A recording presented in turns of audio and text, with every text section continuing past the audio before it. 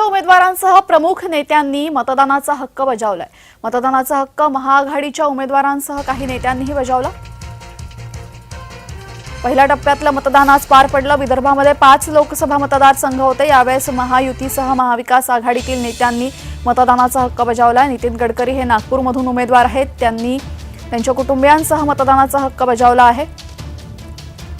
राजू पारवे, सुधीर मुनगंटीवार, देवेंद्र फडणवीस, प्रतिभा धानोरकर या सर्व उमेदवारांनी त्यांचा मतदानाचा हक्क बजावलेला आहे। चंद्रशेखर बावनकुळे यांनीही मतदान केंद्रावर जात मतदानाचा हक्क बजावलाय।